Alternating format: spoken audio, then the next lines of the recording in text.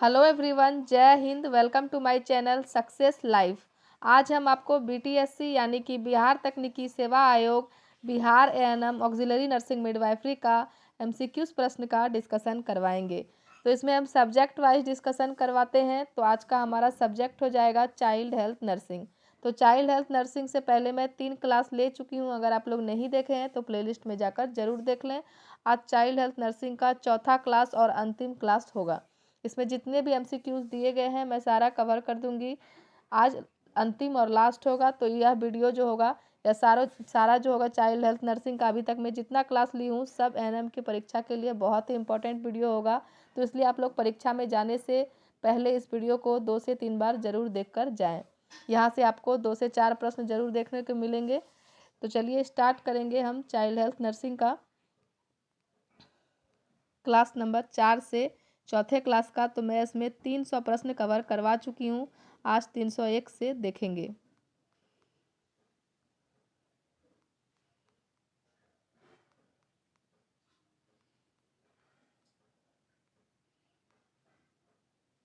तो देखिए, मेरा पहला प्रश्न है, मस्तिष्क के प्रदाह को कहते हैं। मस्तिष्क के प्रदाह को कहते हैं।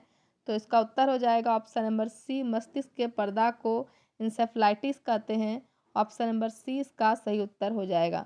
तो जैसे जैसे मैं इसका उत्तर बता रही हूँ, आप लोग मेरे उत्तर बताने के पहले ही कमेंट में अपना उत्तर लिखिए और फिर लास्ट में अपना स्कोर बताइए कि आप लोग जितना का मैं प्रैक्टिस करवाई हूँ उसमें कितना आपका स्कोर आया है। स्कोर से आपका पता चलेगा कि एग्जामिनेशन की आपकी कैसी प्रिपरेशन है। तो इसलिए अपना स्कोर भी जरूर लिखिए। अगला प्रश्न देखेंगे, मेरुदंड की मध्य रेखा से बगल की ओर वक्रता को कहते हैं। मेरुदंड की मध्य रेखा से बगल की ओर वक्रता को क्या कहते हैं? तो उत्तर हो जाएगा ऑप्शन नंबर सी, काइफोसिस। मेरुदंड की मध्य रेखा से बगल की ओर वक्रता को कहते हैं काइफोसिस। ऑप्शन नंबर सी इसका सही उत्तर हो जाएगा। अगला प्रश्न देखेंगे, यह एक कुनिर्माण होता है जिसमें मूत्र मार्ग की नलिका शिश्न की निचली सतह पर खुलती है। यह एक कुनिर्माण होता है जिसमें मूत्र मार्ग की नलिका शिश्न की निचली सतह पर खुलती है। तो इसका उत्तर हो जाएगा option number B, hypospadias. Hypospadias option number 20 का सही उत्तर हो जाएगा। अगला प्रश्न देखेंगे, माँ के स्तन में दूध बनने के लिए हार्मोन सहायता करता है। माँ के स्तन में दूध बनने के लिए कौन सा हार्मोन सहायता करता है? तो इसका उत्तर हो जाएगा ऑप्शन नंबर ए, प्रोलैक्टिन हार्मोन सहायता करता है। अगला प्रश्न देखेंगे, किसके बचाव के लिए बीसीजी का टीका देते हैं? किसके बचाव के लिए बीसीजी का टीका देते हैं? तो इसका उत्तर हो जाएगा ऑप्शन नंबर डी, ट्यूबरकुलोसिस क्षय रोग के बचाव के लिए बीसीजी का टीका देते हैं। ऑप्शन नंबर डी इसका सही उत्तर हो जाएगा। अगला प्रश्न है, डीपीटी बूस्टर की खुराक दी जाती है। डीपीटी बूस्टर की खुराक दी जाती है 15 से 18 महीने में। ऑप्शन नंबर ए इसका सही उत्तर हो जाएगा। अगला देखेंगे, 8 माह के शिशु के लिए निम्न में से आप कौन सा खिलौना दिलाने हेतु सुझाव देंगे? 8 माह के शिशु के लिए निम्न में से आप कौन सा खिलौना दिलाने हेतु सुझाव देंगे? तो इसका उत्तर हो जाएगा ऑप्शन नंबर बी, रैटल। अगला देखेंगे, इनमें से कौन सा लक्षण मधुमेह ग्रसित माँ के शिशुओं में परिलक्षित होता है? तो इसका उत्तर हो जाएगा option number B, macrosomia. Macrosomia जो है यह मधुमेह ग्रसित माँ के शिशुओं में परिलक्षित होता है। ऑप्शन नंबर बी इसका सही उत्तर हो जाएगा। अगला प्रश्न है, मौखिक अवस्था है। मौखिक अवस्था है जन्म से 1 साल तक। तो इसका उत्तर हो जाएगा option number A, oral stage is birth to 1 year. Option number A इसका सही उत्तर हो जाएगा। अगला प्रश्न है, हिर्शस्प्रंग रोगों के साथ एक नवजात शिशु के मामले में निम्न में से कौन सा प्राप्त आकलन बताया जाता है? तो इसका उत्तर हो जाएगा ऑप्शन नंबर डी, बदबूदार फीते समान मल, foul smelling ribbon like stool. Option number D इसका सही उत्तर हो जाएगा। अगला है, उम्र जिसमें पहला अस्थायी दांत निकलता है? कौन सी उम्र में पहला अस्थायी दांत निकलता है? तो इसका उत्तर हो जाएगा 6 साल। ऑप्शन नंबर 20 का सही उत्तर हो जाएगा। अगला देखेंगे ऊपरी ब्रैकियल प्लेक्सस। ऊपरी ब्रैकियल प्लेक्सस की छठी में पांचवी और छठी ग्रीवा तंत्रिकाओं की जड़ों के नुकसान को कहा जाता है? क्या कहा जाता है? तो इसका उत्तर हो जाएगा option number A, Erb's palsy. Option number A इसका सही उत्तर हो जाएगा। अगला देखेंगे मानव स्तन दूध में शामिल है। मानव स्तन दूध में क्या शामिल है? तो इसका उत्तर है option number A, IgA। Haemoglobin A इसमें शामिल है मानव स्तन दूध में, तो उत्तर हो जाएगा ऑप्शन नंबर ए। अगला प्रश्न है आइसोलाइट पी की 500 मिली मात्रा को एक बाल रोग चिकित्सक 5 घंटे में चढ़ाने का आदेश देता है, जिसके बूंद घटक 10 बूंद प्रति लीटर है। नर्स कितनी बूंद प्रति मिनट की दर से द्रव प्रवाह को निर्धारित करती है? तो इसका उत्तर हो जाएगा ऑप्शन नंबर बी, 17 बूंद प्रति ml। 17 बूंद प्रति मिनट इसको प्रभावित करेगी। अगला प्रश्न देखेंगे डाउन सिंड्रोम को किस नाम से भी जाना जाता है? डाउन सिंड्रोम को किस नाम से भी जाना जाता है? तो उत्तर हो जाएगा ऑप्शन नंबर बी, ट्राइसोमी 21। अगला देखेंगे the play during toddler period is. The play during toddler period is, तो उत्तर हो जाएगा सॉलिटरी। ऑप्शन नंबर ए इसका सही उत्तर हो जाएगा। अगला है which of the following is the drug of choice for the newborn with acquired immunodeficiency syndrome? तो इसका उत्तर है option number C, zidovudine. Option number C इसका सही उत्तर हो जाएगा। अगला प्रश्न देखेंगे which among the following is the characteristics of premature baby? Which among the following is the characteristics of premature baby? तो इसका उत्तर है option number C, labia minora is exposed.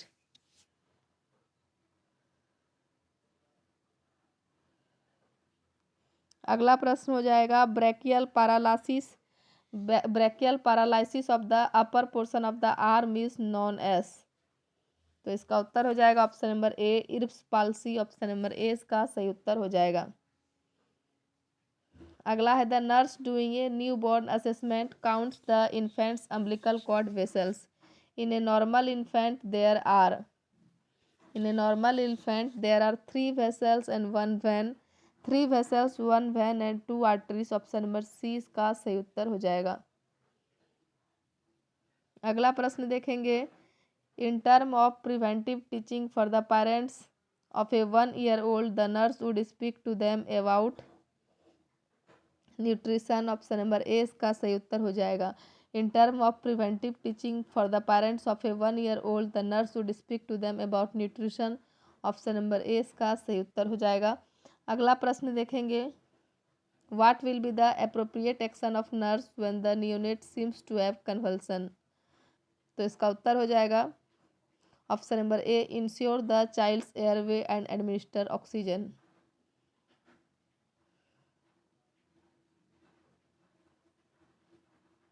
अगला देखेंगे which of the following is a clinical manifestation of infants of diabetic mother? Which one of the following is a clinical manifestation of infants of a diabetic mother? तो इसका उत्तर हो जाएगा option number ए, मैक्रोशेमिया। अगला प्रश्न है the muscles used for intramuscular injection in children are. The muscles used for intramuscular injection in children are. तो इसका उत्तर हो जाएगा vastus lateralis. Option number A इसका सही उत्तर हो जाएगा। अगला प्रश्न है दूध छुड़ाने की उम्र what is the weaning age? तो इसका उत्तर है ऑप्शन नंबर सी, 7 से 8 महीना। 7 to 8 मंथ्स इसका सही उत्तर हो जाएगा। अगला देखेंगे बाल्यावस्था में क्रियात्मक विकास है which is the motor development during childhood? तो इसका उत्तर हो जाएगा ऑप्शन नंबर डी, इनमें से सभी। Self feeding, self dressing, self learning या सभी बाल्यावस्था में क्रियात्मक विकास है? तो उत्तर हो जाएगा ऑप्शन नंबर डी, इनमें से सभी। अगला प्रश्न हो जाएगा, दूषित भोजन द्वारा फैलने वाली बीमारी है। दूषित भोजन द्वारा फैलने वाली बीमारी क्या हो जाएगा? तो उत्तर हो जाएगा ऑप्शन नंबर ए, कोलेरा। अगला देखेंगे, भारतीय रेड क्रॉस सोसाइटी की स्थापना किस वर्ष हुई थी? तो इसका उत्तर हो जाएगा ऑप्शन नंबर ए, 1920 ईस्वी में भारतीय रेड क्रॉस सोसाइटी की स्थापना हुई थी। अगला है, नवजात का वजन कैसे मापा जाता है? नवजात का वजन कैसे मापा जाता है? तो इसका उत्तर है, तराजू से मापते हैं, प्लेटफॉर्म बीम बैलेंस, कमानीदार तराजू, स्प्रिंग बैलेंस, सभी से नवजात का वजन मापते हैं। तो उत्तर हो जाएगा ऑप्शन नंबर डी, ऊपर के सभी। अगला प्रश्न देखेंगे, नवजात शिशु की लंबाई है। नवजात शिशु की लंबाई कितनी होगी? तो 45 से 55 सेंटीमीटर। ऑप्शन नंबर सी इसका सही उत्तर हो जाएगा। अगला प्रश्न देखेंगे, प्रथम टीका जन्म के बाद दिया जाता है। प्रथम टीका जन्म के बाद दिया जाता है तो बीसीजी दिया जाता है। ऑप्शन नंबर बी इसका सही उत्तर हो जाएगा। अगला प्रश्न है, डीपीटी टीका दिया जाता है। डीपीटी टीका दिया जाता है तो इसका उत्तर हो जाएगा ऑप्शन नंबर ए, इंट्रामस्कुलर मार्ग में डीपीटी टीका दिया जाता है। ऑप्शन नंबर ए इसका सही उत्तर हो जाएगा। अगला है, बच्चों का वृद्धि एवं विकास प्रभावित होता है। बच्चों का वृद्धि एवं विकास प्रभावित होता है तो हेरिडिटी, एनवायरनमेंट, न्यूट्रिशन लेवल तीनों प्रभावित होगा। तो उत्तर हो जाएगा option number D, all of the above factors. अगला प्रश्न है, हैजा का सामान्य लक्षण है। हैजा का सामान्य लक्षण क्या होगा? तो उत्तर हो जाएगा, राइस वाटर स्टूल, संकन आई, मसल्स क्रैम्प तीनों हैजा का समान लक्षण हो जाएगा। तो उत्तर हो जाएगा all of the above. Option number D इसका सही उत्तर हो जाएगा। अगला देखेंगे, बच्चा का एंटीरियर फंटानेल। बच्चा का एंटीरियर फंटानेल किस उम्र में बंद होता है? तो इसका उत्तर हो जाएगा ऑप्शन नंबर डी, 18 महीने में बच्चा का एंटीरियर फंटानेल बंद होता है। ऑप्शन नंबर डी इसका सही उत्तर हो जाएगा। अगला है, किस टीका का चिन्ह त्वचा पर अस्थायी होता है? तो बीसीजी टीका का चिन्ह त्वचा पर अस्थायी होता है। ऑप्शन नंबर ए इसका सही उत्तर हो जाएगा।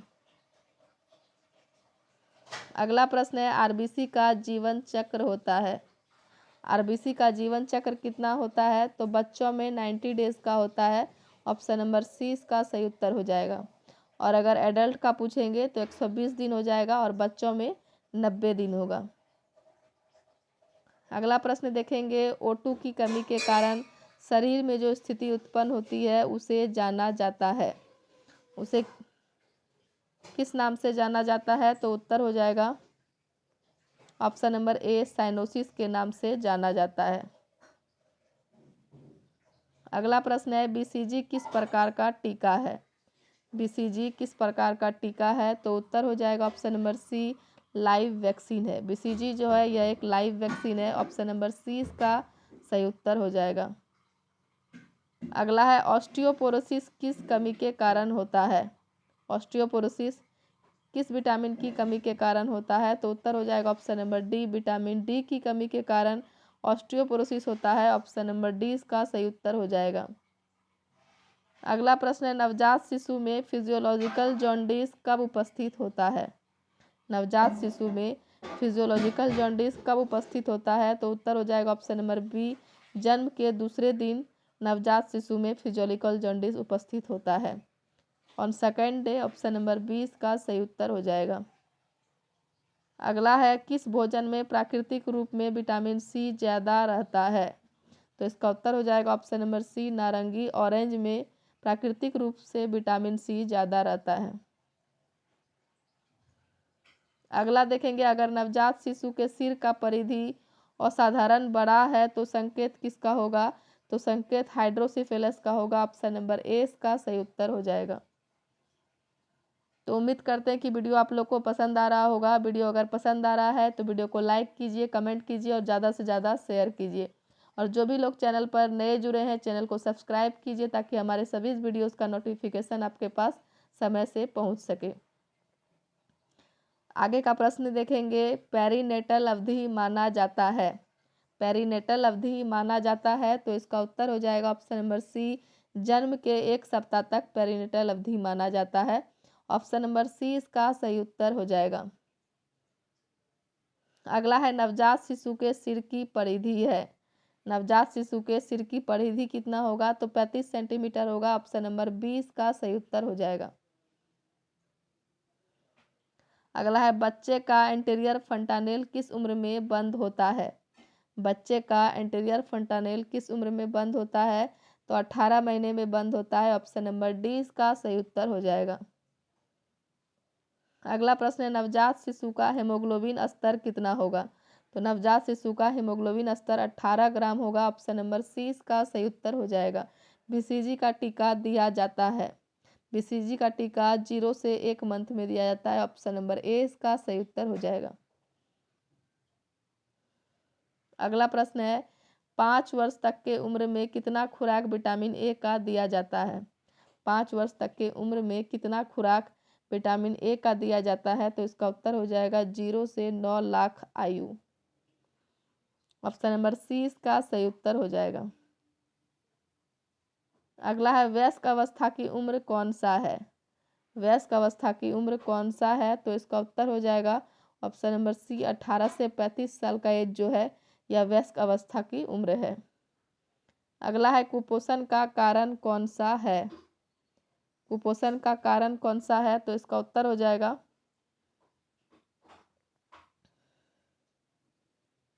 ऑप्शन नंबर सी पोषकता की कमी, लैक ऑफ न्यूट्रिएंट्स कुपोषण का कारण है। ऑप्शन नंबर सी इसका सही उत्तर हो जाएगा। अगला है क्लोजर ऑफ पोस्टीरियर फंटानेल। पोस्टीरियर फंटानेल कितने महीने में बंद होता है, तो इसका उत्तर हो जाएगा ऑप्शन नंबर ए 2 से 3 महीने में पोस्टीरियर फंटानेल बंद हो जाता है।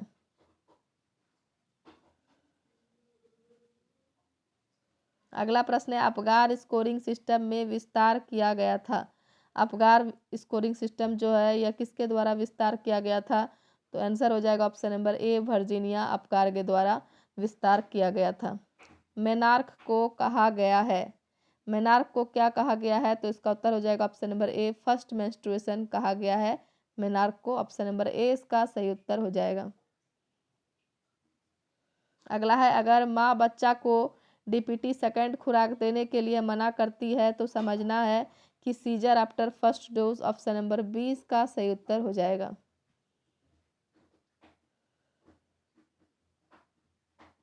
अगला देखेंगे बच्चों के भोजन के साथ कमी से सीलियक बीमारी होती है। बच्चों के भोजन के साथ कमी से सीलियक बीमारी होती है, तो इसका उत्तर हो जाएगा ऑप्शन नंबर सी वीट। बच्चों के भोजन के साथ वीट की कमी से सीलियक बीमारी होती है। ऑप्शन नंबर सी इसका सही उत्तर हो जाएगा।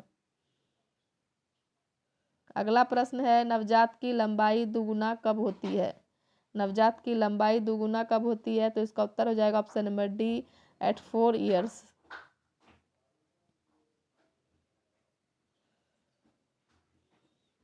अगला प्रश्न देखेंगे नवजात शिशु में अर्ली ऑनसेट सेप्सिस का सर्वसामान्य कारक है।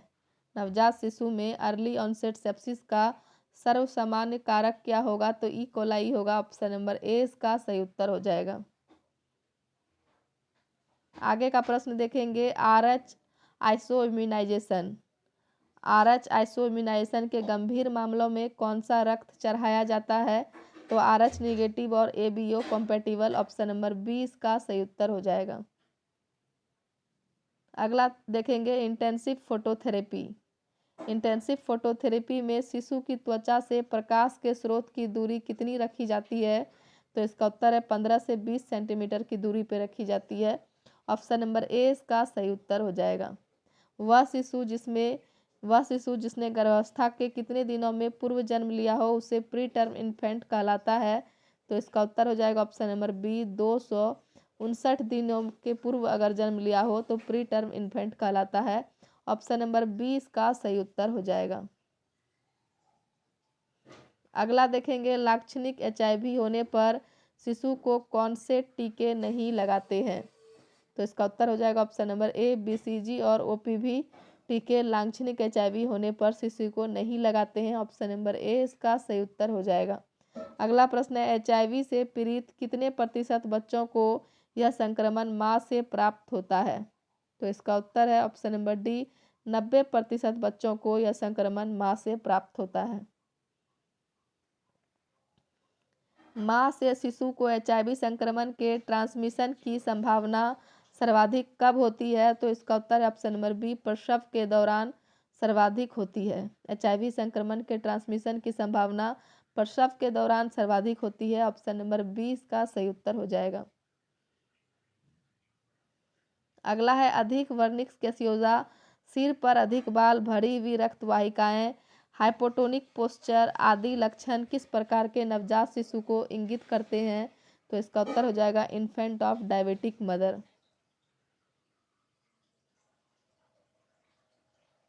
अगला प्रश्न है HIV संक्रमण से पीड़ित बच्चे को दिया जाने वाला उपचार क्या कहलाता है? तो इसका उत्तर ऑप्शन नंबर बी, ART कहलाता है। अगला देखेंगे समेकित नवजातीय व बाल अवस्था रोग प्रबंधन IMNCI के तहत हरा कलर कोडेड उपचार का अर्थ क्या होता है? तो घर पर देखभाल। ऑप्शन नंबर सी इसका सही उत्तर हो जाएगा। अगला है निम्नलिखित में से कौन सा चिन्ह जन्म के तुरंत पश्चात ट्रैकियोएसोफेजल फिस्टुला का सूचक है? तो इसका उत्तर हो जाएगा ऑप्शन नंबर सी, लगातार लार टपकना ट्रैकियोएसोफेजल फिस्टुला का सूचक है। अगला देखेंगे शिश्नमुंड को खोलने के लिए अग्र त्वचा की खींचने में असमर्थता क्या कहलाती है? तो इसका उत्तर है फाइमोसिस कहलाती है। ऑप्शन नंबर ए इसका सही उत्तर हो जाएगा। अगला है थायराइड ग्रंथि की जांच के लिए नर्स की शिशु को कौन सी स्थिति में रखना चाहिए? तो इसका उत्तर हो जाएगा सुपाइन स्थिति में रखना चाहिए। हृदय की रचनात्मक विकृति या महाधमनी की विकृति का जन्मजात उपस्थित होना क्या कहलाता है? तो इसका उत्तर है ऑप्शन नंबर डी, जन्मजात हृदय रोग कॉन्जेनाइटल हार्ट डिजीज कहलाता है। हृदय की रचनात्मक विकृति या महाधमनी की विकृति का जन्मजात उपस्थित होना कॉन्जेनाइटल हार्ट डिजीज कहलाता है। ऑप्शन नंबर डी इसका सही उत्तर हो जाएगा। अगला प्रश्न है रात्रि के समय अनैच्छिक रूप से पेशाब होना क्या कहलाएगा? तो उत्तर हो जाएगा option number B, enuresis. Option number B इसका सही उत्तर हो जाएगा। अगला देखेंगे जन्म के समय नवजात शिशु की सिर की परिधि लगभग कितनी होनी चाहिए? जन्म के समय शिशु की सिर की परिधि लगभग कितनी होनी चाहिए? तो इसका उत्तर है ऑप्शन नंबर बी, 32 सेंटीमीटर होना चाहिए। तो फ्रेंड्स उम्मीद करते हैं कि वीडियो आप लोग को पसंद आ रहा होगा। वीडियो अगर पसंद आ रहा है तो वीडियो को लाइक कीजिए, कमेंट कीजिए और ज़्यादा से ज़्यादा शेयर कीजिए ताकि सभी NM छात्राओं के पास यह वीडियो पहुंच सके और वीडियो का लाभ उठा सके। और जो भी लोग चैनल पर नए जुड़े हैं चैनल को सब्सक्राइब कीजिए ताकि हमारे सभी वीडियोज़ का नोटिफिकेशन आपके पास समय से पहुँच सके। आगे का प्रश्न देखेंगे खोपड़ी और पेरिओस्टियम। खोपड़ी और पेरिओस्टियम के बीच रक्त का एकत्र होना क्या कहलाता है? तो उत्तर हो जाएगा option number B, cephalohaematoma कहलाता है। ऑप्शन नंबर बी इसका सही उत्तर हो जाएगा। खोपड़ी और पेरिओस्टियस के बीच रक्त का एकत्र होना cephalohematoma. Option number B इसका सही उत्तर हो जाएगा। अगला प्रश्न है एक अनुवांशिक रक्तस्रावी विकार जिसमें रक्त रस जमावट की कमी के कारक से जमने में निष्फल हो जाता है, ये बीमारी क्या कहलाती है? तो इसका उत्तर हो जाएगा ये बीमारी हीमोफीलिया कहलाती है। ऑप्शन नंबर सी इसका सही उत्तर हो जाएगा। अगला देखेंगे anterior fontanelle is also known as. Anterior fontanelle को क्या कहते हैं? तो इसका उत्तर हो जाएगा ऑप्शन नंबर सी, ब्रैगमा कहते हैं। ऑप्शन नंबर सी इसका सही उत्तर हो जाएगा। अगला देखेंगे BCG टीका निम्नलिखित में से किस रोग को रोकने के लिए दिया जाता है? तो ट्यूबरक्लोसिस रोग को रोकने के लिए दिया जाता है। ऑप्शन नंबर डी इसका सही उत्तर हो जाएगा। अगला है एक विशेष बच्चे के विकास को मापा जा सकता है। Growth of a particular child can be measured in. तो इसका उत्तर हो जाएगा ऑप्शन नंबर बी, सेंटीमीटर। अगला देखेंगे बच्चों में थायराइड हार्मोन थायराइड हार्मोन की कमी से कौन सा रोग होता है? तो उत्तर हो जाएगा क्रेटिनिज्म। ऑप्शन नंबर 20 का सही उत्तर हो जाएगा। आगे का प्रश्न देखेंगे, निम्नलिखित में से कौन सा एंटी ट्यूबरकुलर निम्नलिखित में से कौन सा एंटी ट्यूबरकुलर ड्रग नहीं है? तो इसका उत्तर हो जाएगा ऑप्शन नंबर डी, रैनिटिडिन जो है यह एंटी ट्यूबरकुलर ड्रग नहीं है। बाकी INH, रिफाम्पिसिन और इथम्ब्यूटल यह तीनों एंटी ट्यूबरकुलर ड्रग है। अगला है, मोरो रिफ्लेक्स कब गायब हो जाता है? मोरो रिफ्लेक्स कब गायब हो जाता है? तो 3 से 4 महीने में मोरो रिफ्लेक्स गायब हो जाता है। अगला देखेंगे, जन्म के समय एक शिशु का वजन 3 किलोग्राम है, 1 वर्ष में अपेक्षित वजन कितना होना चाहिए? तो इसका उत्तर हो जाएगा 9 kg होना चाहिए। ऑप्शन नंबर डी इसका सही उत्तर हो जाएगा। अगला प्रश्न देखेंगे, केवल स्तनपान की अवधि क्या होती है? केवल स्तनपान की अवधि क्या होती है? तो इसका उत्तर है ऑप्शन नंबर सी, 6 महीने की होती है। ऑप्शन नंबर सी इसका सही उत्तर हो जाएगा। डाउन साइन क्या संकेत देता है? डांस साइन क्या संकेत देता है? तो इसका उत्तर हो जाएगा option number D, interception. Option number D इसका सही उत्तर हो जाएगा। अगला है, अपकार स्कोर की सामान्य सीमा क्या है? अपकार स्कोर की सामान्य सीमा क्या है? तो इसका उत्तर है 7 से 10 इसका सामान्य रेंज है। ऑप्शन नंबर ए इसका सही उत्तर हो जाएगा। अगला देखेंगे, नवजात शिशु की त्वचा पर मोटी सफेद लचीली कोटिंग को क्या कहा जाता है? तो इसका उत्तर है ऑप्शन नंबर बी, वर्निक्स कहा जाता है। नाभि की सूजन को क्या कहते हैं? तो इसका उत्तर हो जाएगा ऑप्शन नंबर डी, ओम्फेलाइटिस नाभि की सूजन को कहते हैं। ऑप्शन नंबर डी इसका सही उत्तर हो जाएगा। आगे का प्रश्न देखेंगे, नवजात शिशु में विटामिन के की कमी से क्या हो जाता है? तो इसका उत्तर है ब्लीडिंग टेंडेंसी हो जाता है। ऑप्शन नंबर ए इसका सही उत्तर हो जाएगा। नवजात शिशु में विटामिन के की कमी से ब्लीडिंग टेंडेंसी हो जाता है। ऑप्शन नंबर ए इसका सही उत्तर हो जाएगा। अगला प्रश्न है, किसी सर्जिकल मरम्मत में 10 के नियम का पालन किया जाता है? किसी सर्जिकल मरम्मत में 10 के नियम का पालन किया जाता है? तो इसका उत्तर है ऑप्शन नंबर ए, क्लेफ्ट लिप। बच्चे की लंबाई दोगुनी कब हो जाती है? तो इसका उत्तर है ऑप्शन नंबर बी, 4 साल में बच्चे की लंबाई दोगुनी हो जाती है। अगला देखेंगे, नवजात को सेप्टिसिमिया का सबसे आम कारण क्या है?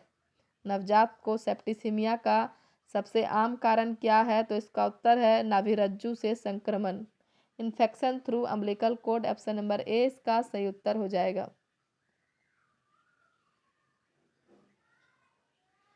अगला प्रश्न है, फोकोमिलिया क्या है? फोकोमिलिया क्या है? तो उत्तर हो जाएगा ऑप्शन नंबर सी, लंबा अस्थि का न होना। अब्सेंस ऑफ लॉन्ग बोन्स फोकोमिलिया है। ऑप्शन नंबर सी इसका सही उत्तर हो जाएगा। अगला देखेंगे, केवल स्तनपान बच्चे को लगभग कब तक दिया जाता है? केवल स्तनपान बच्चे को लगभग कब तक दिया जाता है? तो 6 महीने तक दिया जाता है। ऑप्शन नंबर सी इसका सही उत्तर हो जाएगा। अगला देखेंगे, किशोरी लड़की में वृद्धि के संकेत क्या हैं? किशोरी लड़की में वृद्धि का संकेत क्या है? तो इसका उत्तर हो जाएगा ऑप्शन नंबर डी, और डी में है ऊपर के सभी। तो पहला ऑप्शन क्या है? एक्सिलरी बाल। किशोरी लड़की में वृद्धि का संकेत है एक्सिलरी बाल। उसके बाद है प्यूबिक हेयर, ब्रेस्ट इनलार्जमेंट, यह सभी है। तो उत्तर हो जाएगा ऊपर के सभी। अगला प्रश्न देखेंगे, बच्चे में सबसे कम ब्रेन ट्यूमर कौन है? बच्चे में सबसे कम ब्रेन ट्यूमर कौन हो जाएगा? तो उत्तर हो जाएगा ऑप्शन नंबर ए, एस्ट्रोसाइटोमा। अगला देखेंगे, शिशु में किस कारण से निचली मूत्र पथ का संक्रमण होता है? तो इसका उत्तर है ऑप्शन नंबर ए, सेप्टिसिमिया से संक्रमण। शिशु में सेप्टिसिमिया से संक्रमण के कारण निचली मूत्र पथ का संक्रमण होता है। ऑप्शन नंबर ए इसका सही उत्तर हो जाएगा। अगला है बच्चे में एड्स किस कारण से होता है। बच्चे में एड्स किस कारण से होता है, तो इसका उत्तर है इसका उत्तर हो जाएगा इनमें से कोई नहीं। एड्स जो है बच्चे में, इसमें ऑप्शन जो है तीनों, क्रेप्टोकोकस, रिकरेंट कैंडियासिस, कापोसी सार्कोमा, इन तीनों में से किसी के कारण नहीं होता है, तो इसलिए इसका उत्तर हो जाएगा ऑप्शन नंबर डी, इनमें से कोई नहीं। अगला प्रश्न है नवजात शिशु में अत्यधिक विटामिन के से क्या होता है, तो इसका उत्तर हो जाएगा ऑप्शन नंबर ए, खून बहने की प्रवृत्ति हो जाता है। नवजात शिशु में अत्यधिक विटामिन के से क्या होगा, तो खून बहने की प्रवृत्ति हो जाएगा, ऑप्शन नंबर ए इसका सही उत्तर हो जाएगा। अगला प्रश्न देखेंगे बच्चों में मम्प्स की सबसे आम जटिलताएं क्या है। बच्चों में मम्प्स की सबसे आम जटिलताएं क्या है, तो ऑर्काइटिस है, ऑप्शन नंबर ए इसका सही उत्तर हो जाएगा। आगे का प्रश्न देखेंगे बच्चे में आम इंट्राक्रेनियल नियोप्लाज्म कौन सा है।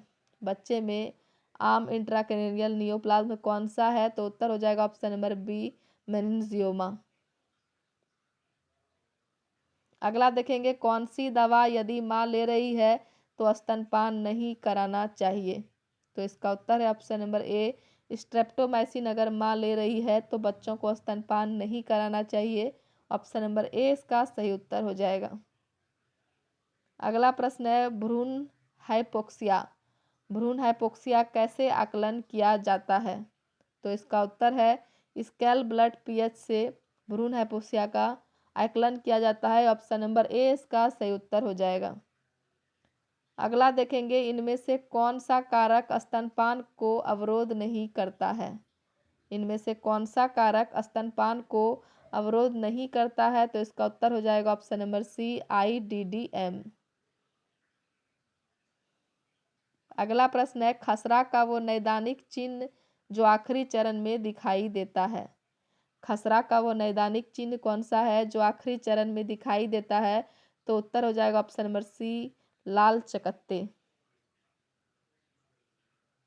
आगे का प्रश्न देखेंगे अगर माँ को खसरा का टीका पड़ा है तो उसके बच्चे को कब खसरा का टीका पड़ेगा, तो इसका उत्तर हो जाएगा ऑप्शन नंबर बी, 6 से 12 महीने में उसके बच्चे को खसरा का टीका पड़ेगा। अगला प्रश्न है HIV संक्रमण से पीड़ित बच्चे को दिया जाने वाला उपचार क्या कहलाता है, तो इसका उत्तर है ART कहलाता है, ऑप्शन नंबर 20 का सही उत्तर हो जाएगा। अगला प्रश्न है दूध के दांतों की संख्या कितनी होती है, तो इसका उत्तर है ऑप्शन नंबर सी, दूध के दांतों की संख्या 20 होती है, ऑप्शन नंबर सी इसका सही उत्तर हो जाएगा। अगला प्रश्न देखेंगे ब्लड क्लॉटिंग फैक्टर्स के निर्माण को प्रेरित करने वाला विटामिन कौन सा है, तो इसका उत्तर है ऑप्शन नंबर डी, विटामिन के इसका सही उत्तर हो जाएगा। अगला प्रश्न है कॉप्लिक्स। कॉप्लिक्स स्पॉट्स किस रोग में दिखाई देते हैं, तो इसका उत्तर हो जाएगा ऑप्शन नंबर बी, मीजल्स में कॉप्लिक्स स्पॉट्स दिखाई देते हैं, ऑप्शन नंबर 20 का सही उत्तर हो जाएगा। अगला प्रश्न है संयुक्त राष्ट्र द्वारा बच्चे के अधिकारों की घोषणा किस वर्ष में स्वीकार की गई, तो इसका उत्तर है ऑप्शन नंबर बी, सन 1959 ईस्वी में स्वीकार की गई, ऑप्शन नंबर 20 का सही उत्तर हो जाएगा। आगे का प्रश्न देखेंगे यूनिवर्सल इम्यूनाइजेशन प्रोग्राम का पुराना नाम क्या है। यूनिवर्सल इम्यूनाइजेशन प्रोग्राम का पुराना नाम क्या है, तो EPI है, ऑप्शन नंबर ए इसका सही उत्तर हो जाएगा। अगला देखेंगे कोलेस्ट्रॉम स्रावित होता है। कोलेस्ट्रॉम स्रावित होता है शिशु जन्म के बाद पहले 7 दिन तक, ऑप्शन नंबर ए इसका सही उत्तर हो जाएगा। अगला प्रश्न देखेंगे नवजात शिशु का पहला मल क्या कहलाता है, तो इसका उत्तर हो जाएगा ऑप्शन नंबर डी, मिकोनियम कहलाता है। नवजात शिशु का पहला मल मिकोनियम कहलाता है, ऑप्शन नंबर डी इसका सही उत्तर हो जाएगा। अगला देखेंगे सामान्य शिशु का अपगार योग होता है। सामान्य शिशु का अपगार योग कितना होगा, तो 7 से 10 होगा, ऑप्शन नंबर 20 का सही उत्तर हो जाएगा। अगला और अंतिम प्रश्न है, वह रोग जिसमें कॉप्लिक्स स्पॉट पाए जाते हैं। वह रोग जिसमें कॉप्लिक्स स्पॉट पाए जाते हैं। तो इसका उत्तर है ऑप्शन नंबर बी, खसरा। मिजल्स इसका सही उत्तर हो जाएगा। तो फ्रेंड्स, उम्मीद करते हैं कि वीडियो आप लोग को पसंद आया होगा। वीडियो अगर पसंद आया है तो वीडियो को लाइक कीजिए, कमेंट कीजिए और ज़्यादा से ज़्यादा शेयर कीजिए, ताकि सभी एनएम छात्राओं के पास यह वीडियो पहुंच सके और वीडियो का लाभ उठा सके। और जो भी लोग चैनल पर नए जुड़े हैं, चैनल को सब्सक्राइब कीजिए, ताकि हमारे सभी वीडियोस का नोटिफिकेशन आपके पास समय से पहुंच सके। तो ये चाइल्ड हेल्थ नर्सिंग का मैं सारा एमसीक्यूज प्रश्न कवर करवा चुकी हूँ। उम्मीद करते हैं कि आप लोग को अच्छा लगेगा। तो चलिए, धन्यवाद, मिलते हैं अगले वीडियो में।